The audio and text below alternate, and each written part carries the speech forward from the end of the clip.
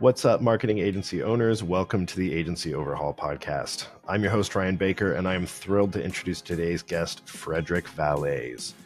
Fred is a Silicon Valley entrepreneur, author, and leading influencer in pay-per-click search marketing. One of Google's first 500 employees, he helped pioneer PPC marketing as the company's first AdWords evangelist. Today, he serves as co-founding CEO of Optmyzr, a leading and award-winning PPC management platform that I've used and love. A sought-after industry thought leader, he contributes to leading marketing publications and conferences and is routinely called upon by journalists, writers, and podcasters for his industry insight and vision. Fred is a super genuine, kind person with a wealth of insight into PPC and AI and how you can use both to improve your agency. So without further ado, let's get to the interview. All right, and we're live. All right, I am here today with Frederick Vallaeys, Fred Vallaeys, for those as close to him as I am. Fred, thanks so much for making time today. Thanks for having me on, Ryan. Yeah, it's my pleasure. For those who don't know who you are, those sad and uninformed people, please enlighten them. Share just a little bit about yourself and what brought you here, what makes you relevant to marketing agency owners. Yeah. So they're not sad. They're just lucky to get to finally meet me today. Yes. But yeah, I've been doing PPC for a while, so I've met a lot of people along the way. I started really doing PPC back in 1998 out of my dorm room at Stanford. A couple of years later, this tiny little company was doing a new search engine thing. It was called Google. They needed someone who spoke Dutch. I'm originally from Belgium. So I speak Dutch, and they needed some help translating Google ads called AdWords back in the day into Dutch. So joined Google pretty early on, was one of the first 500 employees there. After I did the Dutch translation, I was like, what do I do next? And I created the AdWords evangelist role. So I got to go and teach how AdWords worked to marketers. And I was actually using it myself, right? I started in my college dorm room on GoTo doing some PPC. Wow. Took all of my knowledge about like how does the tool actually work and how do you make the most benefit from it, and not just like kind of like Google's positioning, but like really in the weeds. And I took that out there, and I had a lot of fun with it. And so then I started getting involved in the product of Google as well. So I helped create conversion tracking, because yes, there was actually a day before conversion tracking was a thing. Search terms reports, like I built my own version of that before that existed, then brought it to Google, was involved in the acquisition of a small company called Urchin, which is now Google Analytics. I served on the quality score team for quite a while. So was instrumental in building quality score and all the variations before that, how the ad auction worked. So I had 10 years of fun, and then I quit Google and I started a company to fill some of the gaps that I saw Google wasn't filling for advertisers and agencies.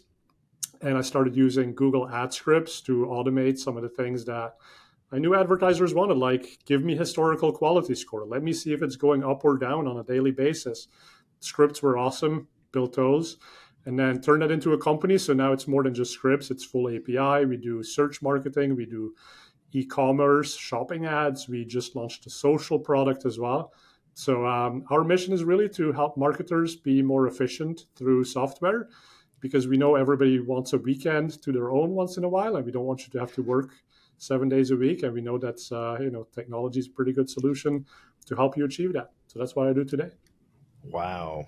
Well, what a story, what a legacy. So thank you for conversion tracking and the search terms report, some of the most impactful pieces of Google Ads today.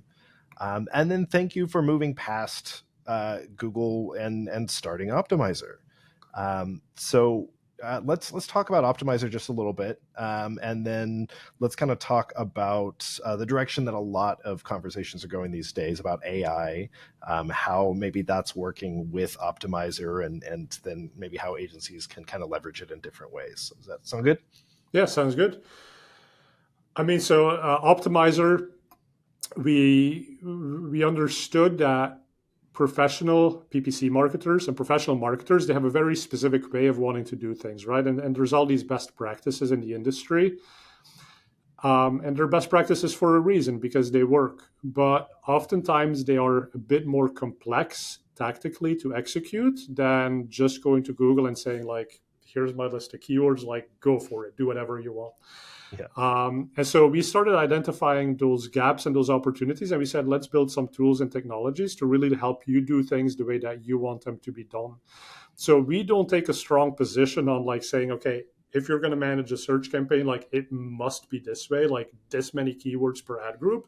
But we give you the tools that if you want to do a single keyword ad group, great. Single theme ad group, great. A mix of broad match and exact match, great. You do it your way, but we make it easy, right? And so one good example is through shopping feeds, for example. If you have a massive shopping feed and you have an idea about how you want to group your products so that you can have the right bid targets and the right budgets based on sort of your product allocation, that can be super tedious to build out the product groupings. And so we have a tool, the shopping campaign builder, and you basically come in and you say, I want to group all of my products based on the brand and then the category and then the product ID or a custom label. You put it together any way you want. And then we on a, several times per day, we look at that and we say, oh, this brand just got added to your product feed. You got a new brand, you started selling. So that necessitates maybe a new campaign. So we automatically build a campaign. And then we notice, oh, this product ID, you're running low on inventory. And maybe you set a threshold, so you don't want to advertise it if it falls below a certain threshold. So we remove it automatically. And you're always advertising the right thing. And you're doing it in a fraction of the time of what you did before. And by the way, maybe you don't know what's the right way to structure things. So in the past, you would have spent potentially the whole week building out the structure. And then you're like, well, it's not doing as well as I thought it would be. But like, I've spent so much time, I'm not going to ask my client to redo it. I'm not going to go there. But Right. now, because it's quick, you literally come in, you spend 30 minutes laying out the new structure. You say, go, we rebuild everything, like tens of thousands of product groups potentially, ad groups, campaigns, all of that. And now you can test it. You can see how it's doing, and you get better information. And you are the hero to your client who actually figured that out. Wow.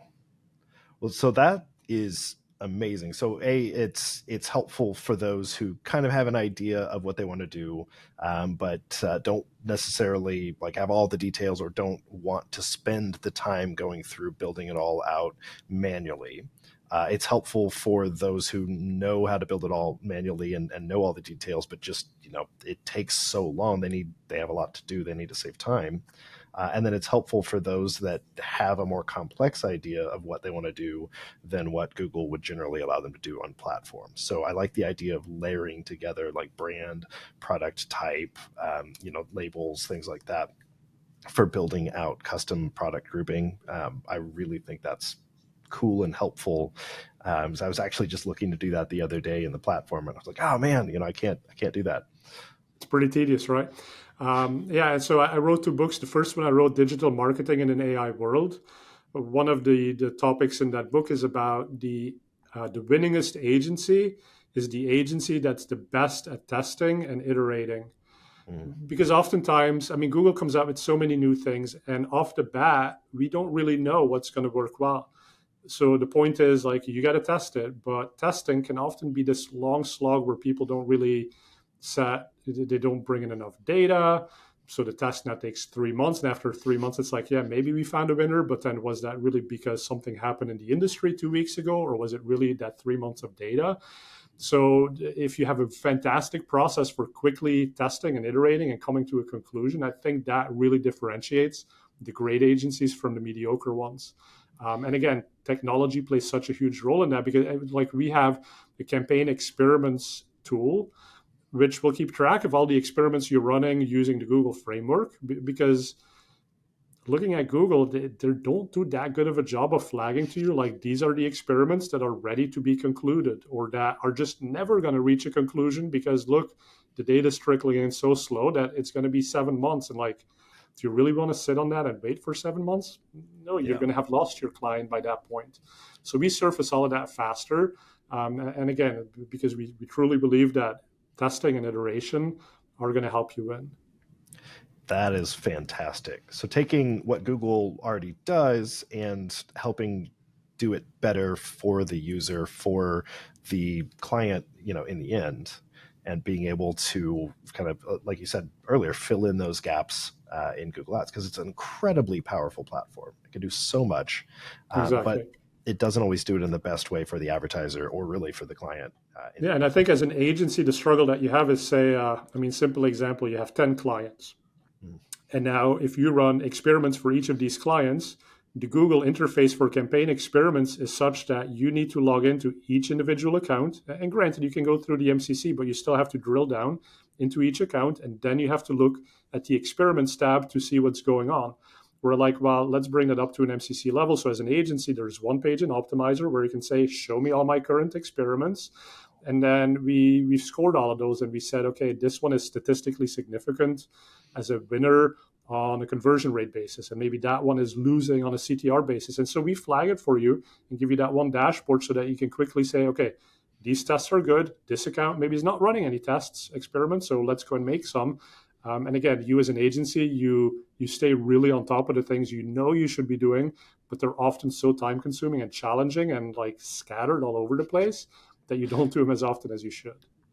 Yeah, that's a great point. I talk about that a lot in my newsletter and whatnot, about how just running an agency is chaos, and the more people you have involved, the more chaos there is. And I think that tools like Optmyzr are a great way. I don't want to say Optmyzr more than others, maybe a great way of bringing that chaos kind of back to earth and bringing some order to it, so that yes, there is chaos. There are a lot of people to bring different unpredictable factors into play, but you do have a way to kind of rein that in and keep everybody on track, and then provide data in one spot that's just easy to read. And I really like the idea of having all of the experiments on one page with kind of results like that. So you could have, if you have like an industry specific agency with 10 clients, so 10 plumber clients, for example, then you could have different tests, different experiments for each one, find one that works and start rolling it out to the others, and seeing if it's just, location specific or if it works for all plumbers. And really Exactly. cool ideas come to mind. And listen, at the risk of like maybe talking a little bit too much about Optmyzr, but since we're going there, so say that you have that scenario with multiple plumbers. Well, we also have a campaign automator. And the campaign automator allows you to put in a templated structure on top of structured data. And so the easiest way to think about that is I have a product feed and I want to make text ads. So not Mm-hmm. shopping ads, but search ads with text based off of that product data. So you can templatize it. But as a Wow. plumber, you could do the same thing and you could start having insights about, oh, it looks like we need to go down to the city level. And maybe we want to have different ads for each combination of the city they operate in and the type of service they offer. And hey, maybe as plumbers, we actually have data about how many plumbers called in sick today. So my staffing level is like 70% or 90%. And that determines how many new jobs I can take on that are like these emergency last minute requests. And you can tie all of that in. And so what you learn as an agency from working with a dozen plumbers, you can embed that into these templated systems. And now every plumber benefits from it. And as an agency, obviously, your sales proposition is now, listen, we're not just figuring this out for you, Mr. Jimmy Plumber, but we've worked with Jane Plumber and this plumber and that plumber. You don't want to name names, right? But you're like, we're experts in this. We've got the insights from sort of that broader perspective. And rather than you coming in and wasting $10,000 on an experiment to figure this out, like we've already gone through that. You're going to Yeah. benefit. That's $10,000 right there. You don't have to spend, like spend it on the agency and get better results faster because of the expertise that you bring and the technology that you've put in play to scale quickly based on what you learn. That is powerful. So there are just so many ways that you could use that to benefit yourself, your clients in particular, because the more your clients benefit, the more you benefit and grow as an agency owner. Wow. I mean, I love being able to find ideas like this and ways to leverage software for agency growth, agency operations, agency efficiency. Have you seen other ways that that agencies can use Optmyzr or really any tools in general for increasing like efficiency or just producing better results for their clients? Yeah, and we often think about it primarily in terms of time savings. Mhm. So there's an absolute that technology saves you time. I was at a conference one time, and Jeff Allen, who at the time was heading up Hennepin marketing, later acquired by Brain Labs, he was giving this example of how he did an analysis of an account, and I think it was something to do with day parting. And he pulled all of these reports and like figured out like these are the day parts and the days of the week that work really well for the client. And so he's so proud of himself. He goes into the client meeting, he presents it, and the first thing the client says is, "Oh, that's really interesting, but like, how's that different for my brand and my non-brand?" And he's like, because he just spent 6 hours putting all this data together, and now he had to go back and spend another 6 hours. And the beauty of tools and technology and software like Optmyzr is that we've got that baked in. And if you want to change the campaign scope and look at just the campaigns with either brand in them or labeled a certain way, you tick those boxes, you say go, and we'll pull all the reports on the back end and we'll recalculate the data. And 30 seconds later, you've got your answer for your client. Yeah. Right. And so that's really the time savings and what that ultimately allows you to do. And you were sort of referring to the chaos, right? And the controlled chaos of an agency. Sometimes that chaos or those moments of time to really think about strategy, that's valuable. That's what drives your value to the organization that you work with. And that enables you to take campaigns to the next level. And so again, you save the time with software that does the things you already know should be done. And now you got time to think or to create some chaos and try something new. Because the alternative is we go to generative AI and we say, hey, ChatGPT, what would you do in this case? And it's got some good ideas, but at the end of the day, it's often the humans who come up with those new ideas. And that's what eventually seeds generative AI's learning models to then propose that to others. But it's sometimes mistakes that lead to positive results. And sometimes it's like the actual thought that you put in as a human. Yeah, I really like that concept, that by saving the time in, menial labor, in the kind of meticulous reporting and data sifting and everything, you can take that time and put it towards strategy. So you're kind of moving up the chain from like, okay, I am performing these, data level, keyword level, optimizations, or just like pulling the numbers so that I can then look at it and think, well, you save all the time that you would have spent pulling the numbers. In some cases, you can even feed that into AI and say, hey, what would you do with these numbers? May not always be right, as you said, but it can give you some ideas. And if you recognize whether it's right or wrong, it can give you a starting point. But then you have that time to think, and you can use that time to think, okay, how can I better use the software and the tools that I have to improve results, to save more time elsewhere? I think that can be a really powerful point of leverage for agencies.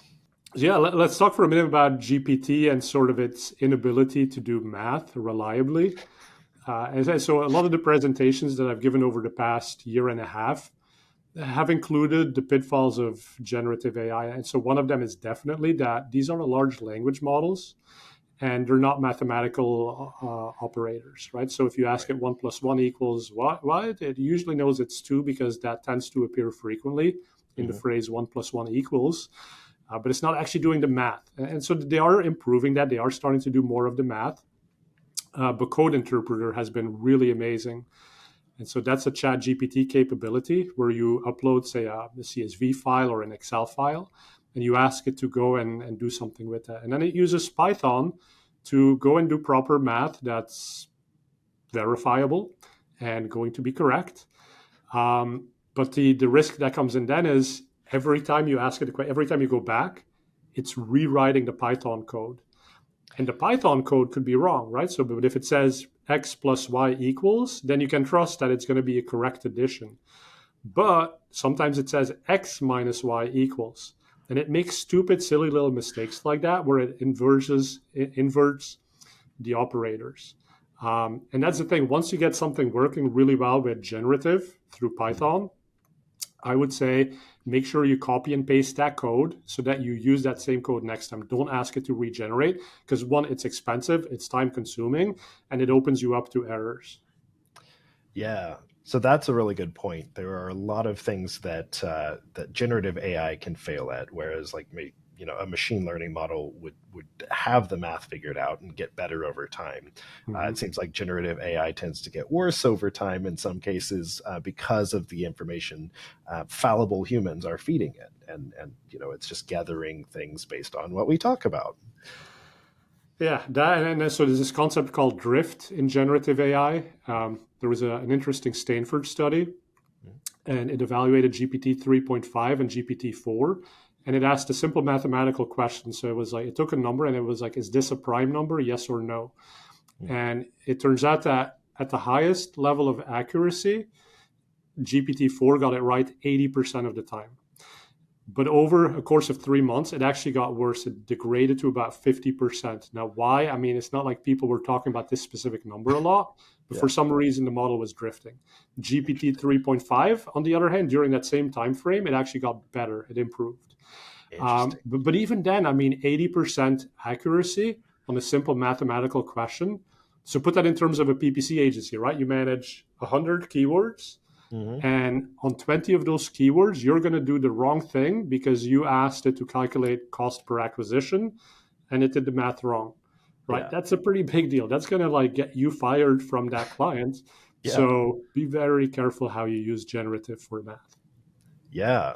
That's really good word of caution for those relying maybe a little too heavily. I think there's the other extreme that we tend to see, that there are a lot of agencies who are looking at AI and they're either maybe they're uncertain because they are concerned it's going to take away their role. They see how easy Google is making it to just create ads. Whether they're good or not remains to be seen sometimes. They see, all of these people offering AI services, and they're like, no, I'm not going to touch that. That's playing with fire. Or they just don't know what it can do for them.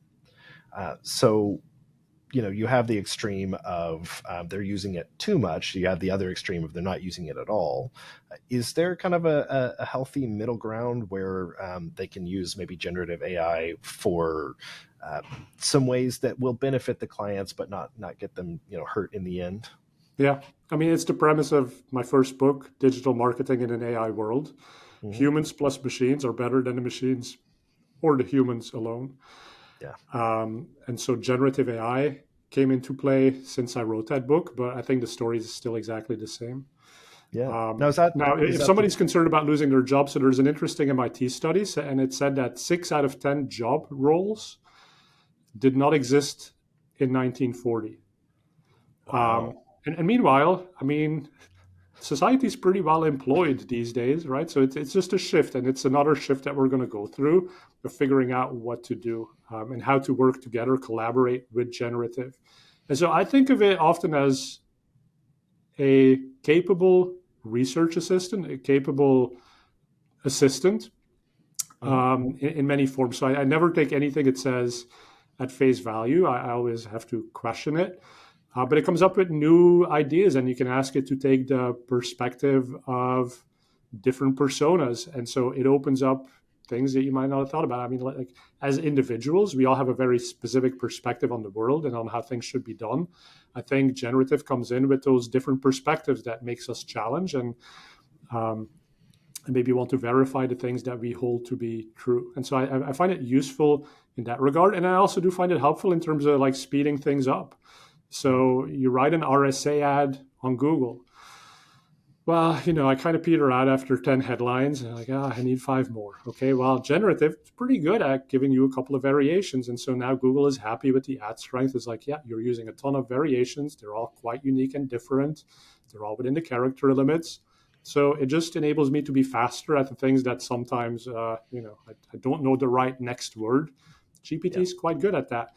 And I love playing too with Meta AI and Claude and Gemini and sort of pitting them against each other and seeing who's good and what different skill sets they bring. Obviously, many of these systems are not available without payment or in different countries, depending on where you're listening from. But I love playing with all of those. Yeah, I had heard Claude mentioned several times, and then I was watching your talk at Impact from last year, from 23, and you had mentioned that you can upload PDFs, and I was like, oh man, well in the past, I don't know, 6 to 8 months, I've written somewhere around 90,000 words on how to help agencies increase revenue retention of both clients and employees. And I have a lot of content, right? And I was like, well, hey, there's an opportunity. So I uploaded, all of that. I did have to pay for it. It was $20 for a month. Very reasonable. That's reasonable. And I asked it to write my next newsletter, which I wasn't going to, publish untouched, but it was give me 1,000 to 1,700 words on this topic, and based on the information I'd uploaded, it copied one of my previous posts word for word, and I was like, okay, now hang on, write something unique, and then use the same voice, but write something unique, and it gave me another post I had written, but with a couple different analogies. I was like, okay, well that's messed up. And so I was really frustrated at first, but then I remembered you had mentioned it as part of the process of creating your own chatbot, using it as a database and asking questions. And I thought, okay, I'll ask questions instead. And so I had it actually build me out an assessment for agencies, including like different scoring system. And so it's really, really cool to have it use the information that you've written.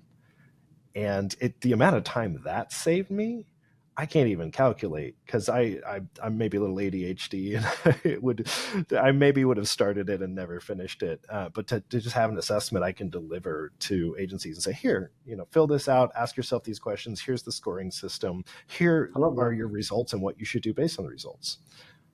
It's crazy how powerful some of this can be if, as you mentioned earlier, you have the time to think about how to use it. Exactly. And what you did really well there was basically grounding the system in the truth that you believe in. And that was the purpose of attaching those files. And like you, I mean, I've obviously asked it to write a number of things, and I've never been able to use anything as it spit it out. But one thing that's been quite helpful is I use a program called TalkNotes. And TalkNotes is a voice recorder, and then it transcribes it, and then it helps turn that into a blog post. And so, but the premise that really works is you take a couple of authoritative writings, either your own or a news update from Google about a certain topic, and then you say, this is the truth, right? And then here's a transcript of me talking with my opinion about that. Now turn that into the outline for a blog post. And what I really love is, as you formulate early on what is your point of view on something, even during talking, that point of view might evolve. The generative systems are really good at sort of like filtering that out and distilling it and connecting various points that you talked about during your 10-minute ramblings together. And it's like, oh yeah, he kind of like seemed to talk about these 3 topics, and it groups it together. And what you get back out of it is like, oh my God, like it was able to take my 10 minutes of ramblings and in 30 seconds make a great point, which then it can also become the transcript for a video, or it can become a LinkedIn post. And again, talking about chaos, I think what happens in many of our brains is also chaotic, right? We're all over the place and we're distracted by so many things. And now there's an AI button from one of the guys I used to work with at Google. I can't remember the name of it, but it basically listens to everything you talk about during the day, and then it summarizes your day and it summarizes your action items. It's like a $99 device, just went on sale and pre-sale. I'm so excited about that, because taming the chaos, like that's one of the biggest things we all need to work on. Yeah, well, that's great for being able to detect your own patterns that you maybe want to encourage or change. So, if you see yourself, oh, I've been talking about really negative topics all day, I've been complaining a lot, or I spent way too long talking about, whatever this thing is over here. When, maybe instead of discussing Taylor Swift's album launch, I should have been discussing, like whatever my book, that I'm writing. So yeah, that's well, I mean, everybody loves Taylor, right? So I think you can't go wrong on that one. We can all learn from her for sure. Yeah, that's right. No, and there's another guy in the industry. I'll name him here, but Andrew Lolk, and he was using GPT to help him write, and so you can tell GPT what tone of voice to take. And so he's like, well, let me see if I tell it to be more condescending. And he was like, oh, it totally matches my voice now. And he's like, shit, like, do I actually speak in a condescending manner? I don't think he does. So it's sort of funny, but It's like, yeah, you can tell GPT what tone of voice to take. But interestingly enough, we use this too on landing pages. So we say, listen, we really like the intercom landing pages, and we wish maybe Optmyzr's pages were more in that tone of voice. But what is that tone of voice? So you just go to it and you say, hey, here's the intercom landing page. How would you describe that tone? And then it says, oh, it's like business oriented, it's casual, it's like these things. And then you pick out from those things and you're like, oh, actually, the thing that I liked about it was its, maybe lightheartedness. And then you say, now take my text that I already have on my landing page and make it more lighthearted. And so it starts Wow. to evolve your text to the way that you want it to be coming out. That's brilliant. So you can understand how it perceives certain types of content, certain tones. Because all I did, I was just like, hey, use my tone of voice. And I fed it a bunch of my content, but I didn't ask what are the things about this that make it unique. And I had done that with like a couple blog posts with ChatGPT, so that I could kind of add, when you have those sections where you can like personalize the results, and I can't remember the exact spot in ChatGPT, but Yeah, I'd like seen the a YouTube custom video. instructions, I think. There's Yeah, custom that's instructions and there's GPTs. Both of them are really great. In fact, sorry to interrupt, but like you got me excited about GPTs. Like I think every agency should build a GPT for every client. And oh wow, basically what it's doing is it's taking your custom instructions. You can also feed it brand guidelines and documents from each client. And now yeah, you can say, hey, I'm talking to client X, and they're asking questions about conversion rate improvement. And then based on how you've defined that client, like what's their expertise, what's their familiarity with certain themes, what have they tried in the past, it'll actually craft an answer that makes sense for that client. And sure, you'll wow, still need to massage it a little bit yeah, before you send it off. But that's the thing, right? Like GPT doesn't have to be generic because the way we speak to different clients isn't generic. And you yeah. can teach it about each of these clients and give it that context that persists. And so the nice thing is, next month when the client comes back and has another question, you don't have to retrain it. It already knows. It's already built and it's already learned from interactions. And so it continues to be that strong advocate that you have that speaks the right way. Wow. And so something really cool that brings to mind is that a lot of agencies struggle with employee turnover.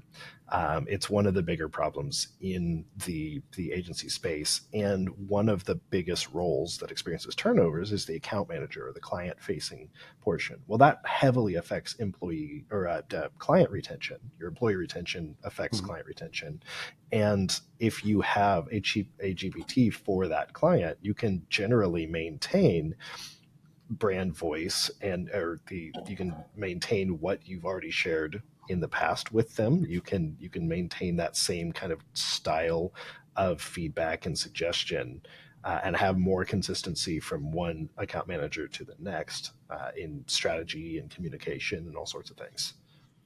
Exactly. And the way that we think about that at Optmyzr is we have pods for customer support. So our customer support it gets really high ratings on all the review platforms. And retention of the team's quite good, but just in case, I mean, people do go on maternity leave or they go on vacation, and you want to provide that continuity. And so we have pods in place for that, so that even if one person moves on, you still have other people on that team that you already know who know your story. And then I think GPT is again like that super motivated smart assistant. In fact, I did a demo at HeroConf. This was probably like 6, 7 years ago now, but we built an Alexa skill.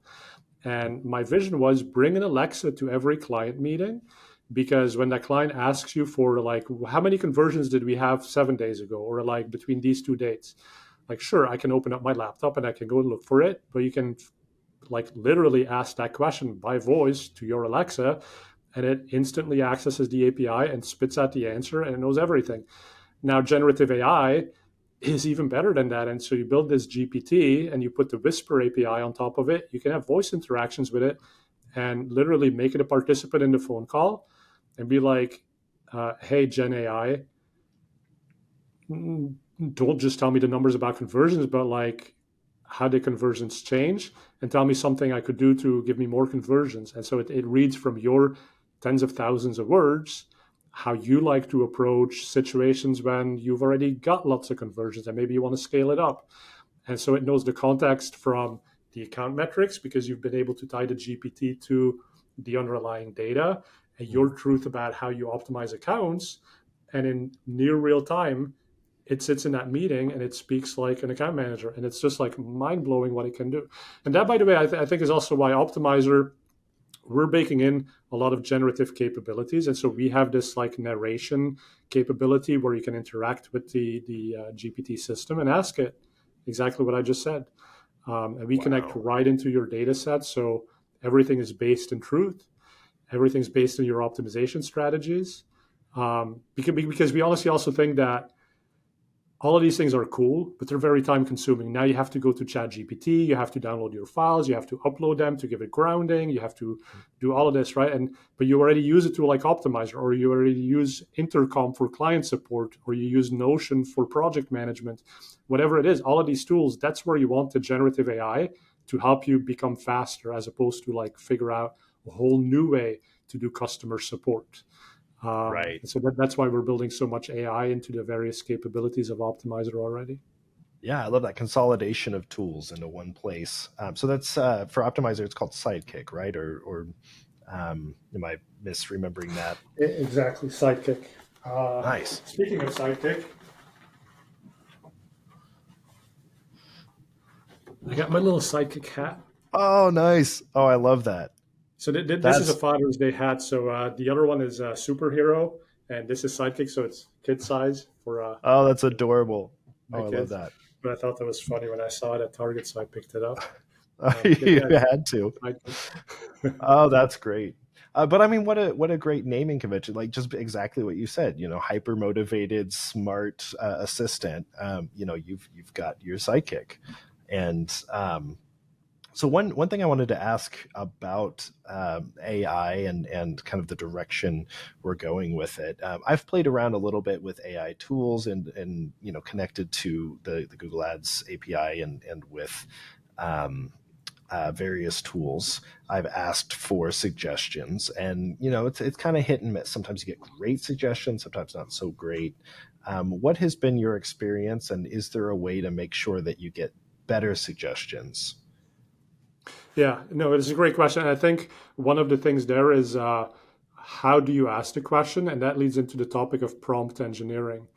And Yeah. so, one school of thought is that prompt engineering is overrated and it is a temporary crutch to achieving what the AI should be able to achieve on its own. And the example I gave, where you ask it, like, what is the tone of this landing page? And then translate that into, now, like, you have the 5 bullet points and you can choose which of these bullet points you want to apply to another piece of text. Now, why do you have to know the prompt sequencing of asking for the tone, then deciding which of the tone you want to apply, and then going and prompting to rewrite something with that tone? Um, it should all be much more natural. And so the underlying thing too is, if I go to GPT and I tell it, write this in a more authoritative voice, it may not really understand what that means. Whereas Mhm. if you had given it an example and then it says, well, I understand this to be these 5 types of tone, right? There's that disconnect. And so Yeah. it's like, that's one issue. And then the other issue is that there's no repeatability. So if you ask the same thing over time, like we talked about drift, but even if you ask the exact same thing over time, it's not going to come back with the same responses. So Yeah. all of these guidebooks that say here's 100 prompts that are going to get you to like amazing results, sure, they might, but it's still hit or miss, and it's always changing. Yeah. And I think the other thing that people have to consider is, think of it as a human player on your team. If you hired a human and you told them, hey, go and write me a new blog post about X, Y, and Z, and they gave you a crappy blog post, would you fire them on the spot? Or would you ask yourself, like, how could I have explained this better? Mm. Or how could I have understood why they didn't know what I was asking them to do? And that's the same conversation you need to have with generative AI. And like, is there a specific prompt path? No. At some level, it's like within your business, if an employee doesn't deliver to expectations, you have kind of a set of questions you might ask and a couple of paths you might go down to help them get better. Or you might even tell them, like, hey, listen, you didn't know the difference between broad match and exact match, like here's the Google Help Center that explains the difference and maybe how you would use the different match types. And again, that's the thing with generative AI. Like it's got so much input and it just chooses which one it's going to use. But you could say this is the one that you should have used, and you teach Yeah. it. But so the more you can think about it, like how would you have made a human do better at this task? The same way you're going to make the Gen AI do better with that task. That's a really cool way to look at it. And I do really like the idea of feeding it something and asking what it thinks about that first, like in whatever, context you need. So, like, hey, what is the tone of this? Or, what are the main themes of this? And based on how it is interpreting what you fed it, you can then use its definitions or its interpretation and perception for the instructions moving forward. Exactly. I mean, so think of a PPC example here. So if you tell it, find me some relevant keywords for this ad group that's about like used cars. And then it comes back with some keywords that you're like, that doesn't really, it's not great. You should ask it like, what do you think is relevance? And maybe it says, well, relevance is all about CTR. And then you're like, well, actually, my client doesn't care about CTR. They care about conversion rate or they care about cost per acquisition. And then you can reframe it and say, okay, so these are the things we care about. Like now try again. And it's probably going to come back with something different. Yeah. So I love that. So don't just fire it on the spot. It is a machine and it is learning to a degree. Mm-hmm. So, take what it gives you with a grain of salt and don't assume that that's the final result you'll always get. Put in a little bit of work and you'll get much more out of it. Exactly. There's no silver bullets anywhere. And I saw this funny meme too about developers, and they're sort of worried because generative is really good at writing code, but he made a point that so long as until clients can like very precisely identify what it is they really want and why, like we're fine. And that might become the job of the developer. It's not writing the lines of code, but it's understanding, okay, why does the business want to do these things? And as agencies, that's tricky too, right? Like your client comes to you and they say, we want better results, we want more conversions. And then but the underlying thing in the business is like, yeah, their CFO was like, sure, but it needs to be within certain profitability margins. You're like, oh, wow, well, that changes things a little bit. Like, but people are so bad at specifying what they truly want. Yeah. And that creates a lot of complication. And that's really a large part of our jobs is translate that into something that the AI can work with. And even bid Yeah. management, I mean, think about bid management. If you don't specifically say what are the boundaries, it's just going to go and do its thing. I mean, one of the worst things is target cost per acquisition, but your conversion is filling out a lead gen page when actually you want customers. Well, guess what? It's going to get you lots of people filling out the page, but not necessarily people who will then convert. So AI Yeah. can only do as much as you tell it to do. Yeah. It's really good points because I think that well, just in line with your concept of having different roles and different ways of using AI, you have the experts that are maybe concerned about losing their job or the specialists, but their new role in an AI centric world, is to take the AI and translate from the human that maybe has an imperfect understanding of what they want or why they want it, and translating that into better results through the AI, through better prompt engineering, through better prompt paths. It's not a perfect system to just be able to say, oh, I want this, and then you get exactly what you want every time. So to have an expert that can understand what the human being wants and translate that into maybe better wording for the machine, you can get better results with those two roles combined. Exactly. And that's why I also think GPTs are so important. And by the way, so GPTs, it's a little bit of a confusing name. So there's ChatGPT from OpenAI, and they have a tool which they call GPTs, which are custom versions of their Chat GPT 4, 3.5, etc. models. And what the nice thing here is that again, you can do that education once. You can even have your Chat GPT, your custom GPT interrogate, well, that's a bad word, but like have a conversation with your client to really drill down on what it is they truly want. And then that becomes part of that model. And so again, because each client has sort of different nuances and sensitivities, each GPT for each client will have picked up on those and will speak in a more relevant tone of voice to that client. Yeah, it's really sharp. And thanks for clarifying the GPTs for those. I get stuck in jargon mode. So I will appreciate that for the listeners. So to I like this idea of layering different AI tools together. So you were mentioning, having a GPT and then, integrating it with Whisper, having the ability to just hold conversations while you're talking, which is maybe going to be more helpful for those that don't want to sit and type out, what they are thinking in the moment, especially mentioning ADHD again. That's been a special interest lately. To just be able to voice your thought as soon as you have it and have that immediate feedback is going to be really helpful for actually moving forward towards something you may benefit from in the future that you otherwise wouldn't get immediate enough feedback on to persist in pursuing. Mm-hmm. I think that's really Yeah, helpful. and it's interesting because I think we spend so much time as humans filtering what we say, and when we sit down with a blank doc in front of us, there's a lot of Mm, filtering that happens there. But one of the tricks of great writers is you write, and then you cut more than you keep. yeah. And I think for too many of us, it's like we want to sit there and write the perfect thing, but sort of that human process of coming to the great insight and the great conclusion requires that verbal diarrhea or that, the chaos that ends up on the page. And Yeah. that's where generative AI is super helpful. It cuts through that and it starts to see the patterns. And it's like, here's what you really meant. And like, I've always been blown away by how good it is at distilling it down to something useful. Yeah, that's something I'm definitely going to have to. I wrote down TalkNotes and I'll put it in the show notes.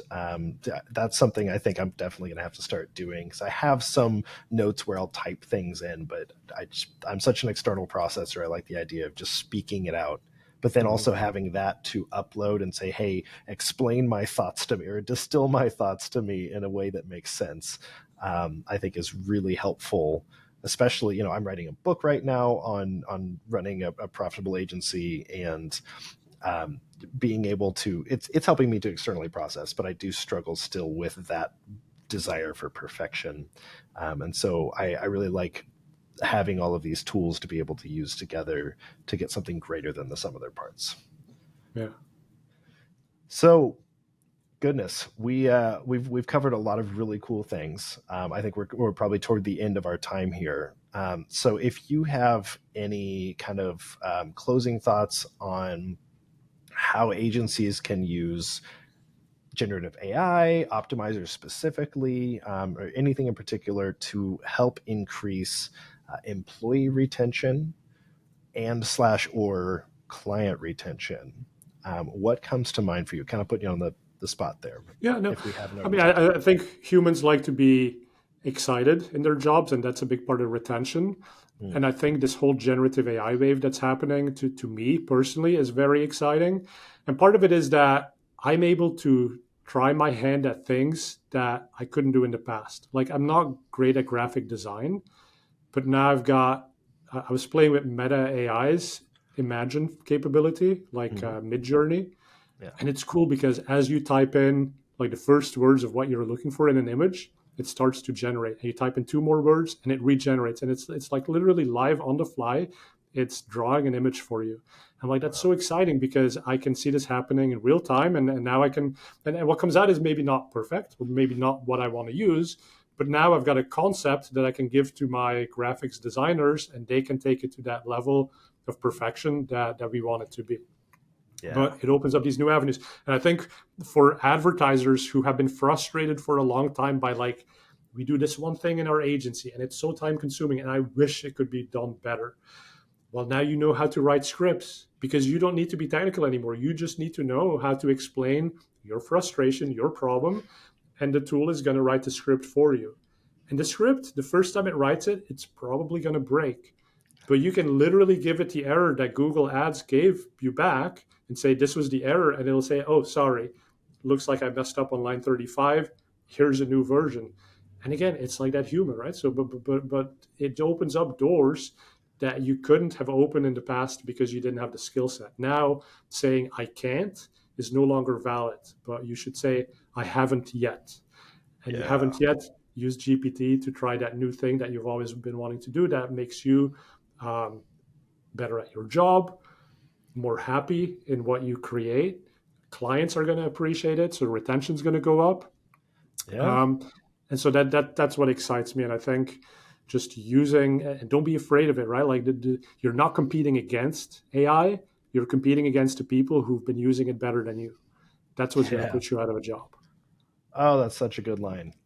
So so you can use this to make your workplace more exciting for those in it. You can use it to improve your communication of what you want, especially with graphic designers or coders or anybody. You can use it to vet work with a grain of salt. It's a very exciting time, and it can make the workplace more exciting, improve retention. Wow. Well, Fred, And more we've had profitable, and then read your book, right? Now you have yeah. a more profitable agency, and we're all happy. Exactly. Step 3, profit. Well, Yes. Fred, thanks so much for your time, all of the valuable insight you shared. It's been a really fun conversation that just flew by for me. So for those that want to learn more about you, want to learn more about Optmyzr, where can they do those things? Yeah, you can find me on LinkedIn and on Twitter. Silicon Vallaeys is my handle. Optmyzr, spelled a funny way, leaving out a couple of vowels here and there. So, but we'll put that in the show notes. So check that out. And yeah, Ryan's been really fun talking to you about the future of agencies and how to make them more efficient. And thanks everyone for listening. Thanks, everyone. We'll see you next time.